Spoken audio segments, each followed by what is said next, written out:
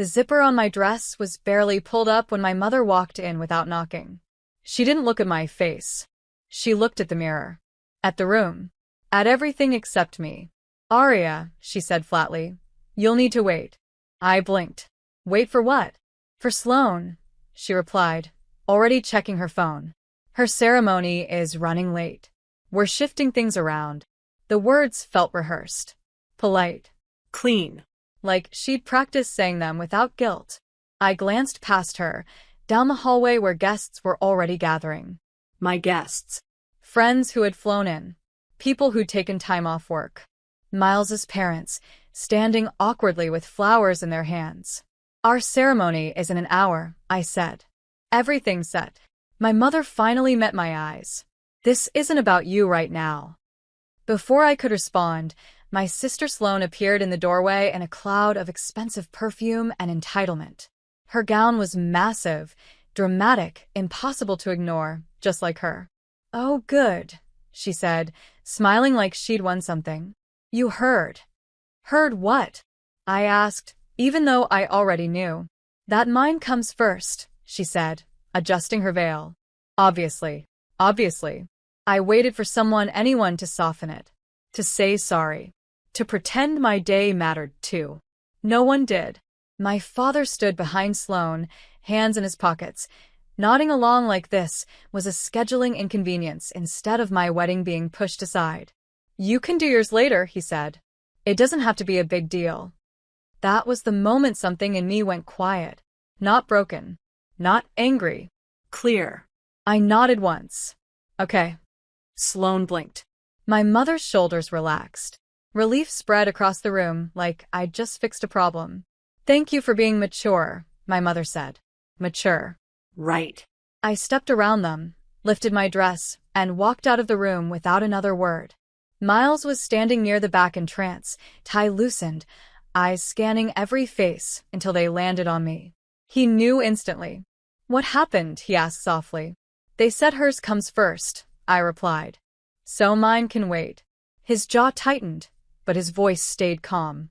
"And what do you want?" I didn't hesitate. "I want to stop asking for permission." A slow smile spread across his face. "Then we're on the same page." I raised an eyebrow. "You don't even know the plan." "I don't need to," he said. "I trust you." That trust hit harder than any insult my family had thrown at me. I pulled out my phone. One message. Sent to exactly 3 people. "Plan change. Meet us upstairs." Now. Danny, my best friend, replied instantly, "Say less." Miles took my hand. "There's a rooftop terrace," he said quietly. "Not booked. Not decorated." "That's fine," I replied. "I don't need perfect." We took the service elevator up, the hum of the cables filling the silence. My heart was pounding, but not from fear. From momentum. When the doors opened, the sky greeted us. Wide, open, glowing with early evening light. The city stretched out below like it was waiting. A few staff members looked confused. Then curious. Then excited. Danny burst through the doors moments later, breathless and grinning. "You're actually doing this?" "Yes," I said. "Right now." She clapped once. "Good." Someone streamed it. Someone always does. I didn't notice at first. I was too focused on Miles standing in front of me, hands steady, eyes locked on mine like nothing else existed. No aisle. No audience. Just us. We said our vows simply. Honestly. Without an ounce of performance. When he kissed me, applause broke out from strangers, from staff, from people who didn't even know our names. My phone buzzed nonstop. I finally looked. Notifications. Shares. Messages from numbers I didn't recognize. A video, me stepping out of the elevator, dress flowing, head held high, had already taken off. Caption. They told her to wait. She didn't.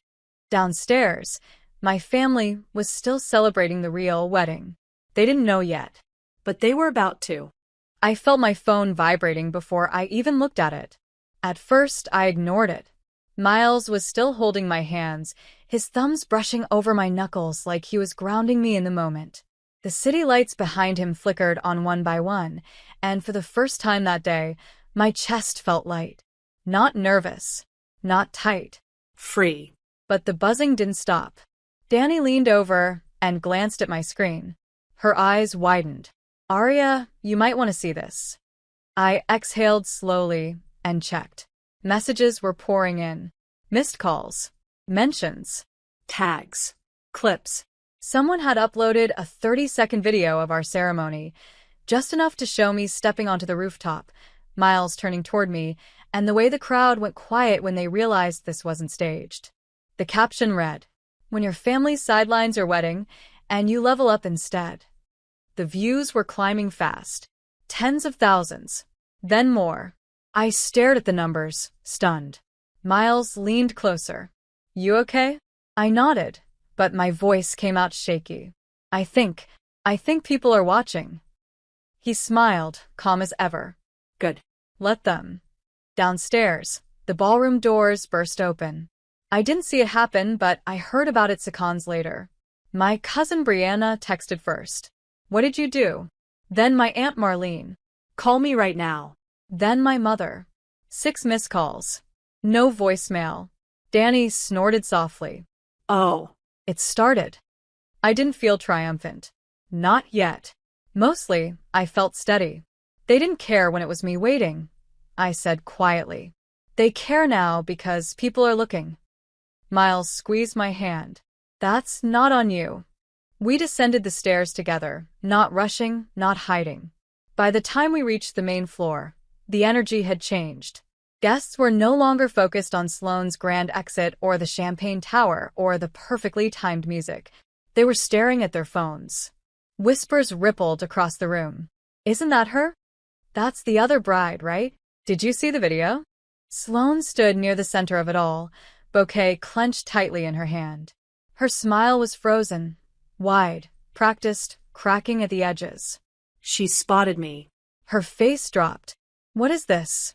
she hissed, marching toward me. "Why are people filming you?" I met her gaze calmly. "Because they were there." "You had no right," she snapped. "Today is my day." I tilted my head slightly. "You told me to wait." I did. That confused her, angered her. My mother pushed through the crowd, breathless. "Arya, this is inappropriate." "Inappropriate," I repeated, genuinely curious. "You turned this into a spectacle," she said. "People are talking." "Yes," I replied evenly. "They are." My father finally spoke, voice low and irritated. "You embarrassed the family." I looked at him, really looked at him. At the man who hadn't defended me once. "No," I said. "I embarrassed the lie." That stopped him. Around us, phones lifted higher. No one was yelling. No one was causing a scene. But everyone was watching. Sloane laughed sharply. "You think this makes you special? This will blow over by tomorrow." Danny leaned in and whispered, trending number 3. I didn't even have to say it. Sloane checked her phone. The color drained from her face. My mother followed. Then my aunt. Then my father. The room filled with an awkward silence broken only by notification sounds, chimes and buzzes echoing off the walls. I took a step forward, my voice calm but clear. "I didn't steal your moment," I said. "I created my own." Sloane's lips trembled. "You always do this," she said bitterly. "You always make it about you." I smiled sadly. No. "You always assume it is." Miles stepped beside me then, his presence steady and undeniable. "We're leaving," he said politely. "Enjoy the rest of your evening." And just like that, we walked away. Outside, the night air wrapped around us again. Cameras flashed. People clapped. Someone cheered. I laughed, soft, surprised, real. "I didn't plan for this," I admitted. Miles chuckled. Neither did they. As we got into the car, my phone buzzed again. A notification from a major page I recognized. "We'd love to feature your wedding story. Let us know if you're interested." I stared at it, stunned. Danny gasped. "Oh my, Arya." I leaned back, heart racing now for a different reason. For the first time in my life, I hadn't waited. And the world noticed. The car ride away from the venue felt unreal. City lights streaked past the windows while my phone sat heavy in my lap, still buzzing every few seconds. I finally flipped it face down, like I needed to remind myself that this night was real even without the screen confirming it. Miles glanced over at me, smiling softly. "You're quiet. I'm trying to breathe," I said, half laughing. Everything just exploded. He reached for my hand. "You handled it with grace." I shook my head. No. "I handled it with honesty. There's a difference." When we got home, our home, the quiet felt sacred. No planners. No guests. No expectations. Just us. Danny dropped onto the couch and kicked off her shoes. "I give it 10 minutes before your family shows up here." I winced. Please don't say that. She raised an eyebrow. "You know I'm right." She was. The knock came sooner than expected. 3 sharp taps. Controlled. Familiar. I didn't move at first. Miles stood. "Do you want me to handle it?" I thought about my mother's voice. My father's disappointment. Sloane's entitlement. "No," I said quietly. "This time I will." I opened the door. My parents stood there, rigid and uncomfortable. Sloane was behind them, arms crossed, her makeup slightly smudged, her crown of perfection finally slipping. We need to talk, my mother said. "I know," I replied. "So do I." They stepped inside, glancing around like they were entering a place they didn't quite recognize. My father cleared his throat. "What you did tonight, it made us look bad." I nodded slowly. "That's not what hurts you. What hurts is that people saw the truth without me explaining it." Sloane scoffed. "You let strangers judge us." I met her eyes. "I let strangers see me choose myself." Silence fell. My mother sighed. "Arya, we didn't mean to push you aside. It was just timing." I didn't raise my voice. I didn't accuse. I simply said, "You've been choosing her timing over my life for years." My mother opened her mouth, then closed it, because she knew it was true. "I'm not asking for an apology," I continued. "I'm asking for acknowledgement." Sloane laughed bitterly. "You always want validation." I looked at her calmly. No. I wanted respect. That landed. Miles stepped closer, not to defend me, but to stand with me. That difference mattered. My father exhaled heavily. "What do you want from us now?" I thought for a moment. "Nothing," I said. "That's the point." They stared at me, confused. "I didn't do this to punish you," I said. "I did it to stop shrinking." My mother's eyes filled slightly. "We raised you better than this." I smiled gently. "You raised me to survive. I taught myself how to live." That was it. There was nothing left to argue. They left quietly. No shouting. No drama.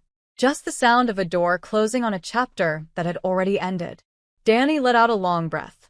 "I'm proud of you." I sat down beside Miles, exhaustion finally settling into my bones. My phone buzzed again. I glanced at it. The video had crossed millions of views. Comments flooded in, people sharing their own stories, thanking me for not backing down, calling it inspiring. I never thought my wedding would matter to strangers. But it wasn't about the wedding. It was about choice. Miles kissed my forehead. "Ready for the next part?" I frowned. "What next part?" He grinned. "You didn't think the story stopped here, did you?" I laughed, leaning into him. "No," I admitted. "I think this is just the beginning." Outside, the city hummed on, unaware that somewhere inside a quiet apartment, a woman had finally stepped into her own space. And for the first time, I didn't wonder if it was enough. I knew it was. The morning after felt quieter than I expected. No alarms. No rushing. Just sunlight sliding through the curtains and the steady warmth of Miles beside me. For once, my first thought wasn't about who I needed to please or what I needed to fix. It was simple. I smiled.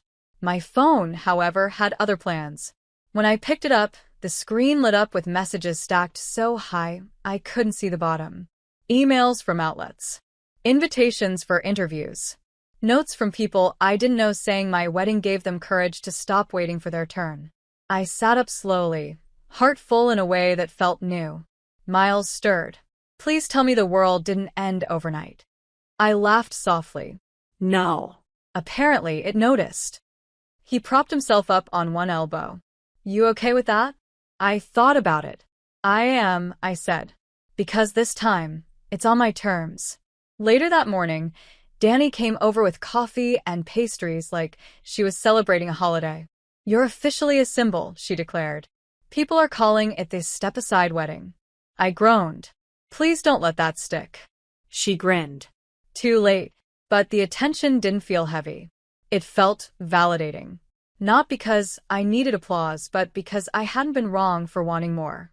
That afternoon, I received a message that stopped me cold. It was from the venue owner.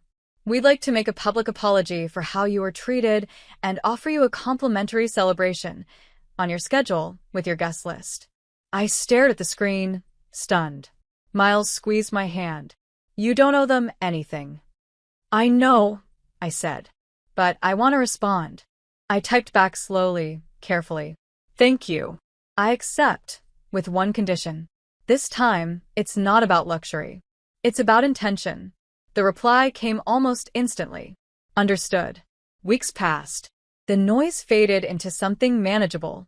My family kept their distance, not cold, just cautious.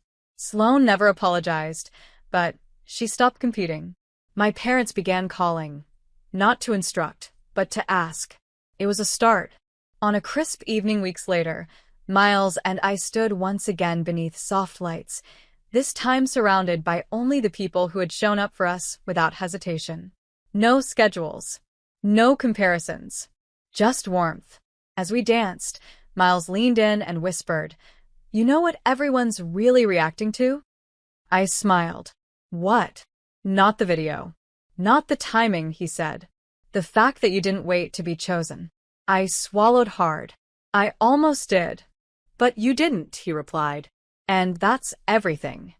When the night ended, I looked around at the faces laughing, the music drifting gently into the air, and I felt something settle inside me. Peace. My family had called one wedding real and the other something that could wait. But the truth was simpler than that. The moment I chose myself, that was the real ceremony. And it didn't just change one night. It changed everything.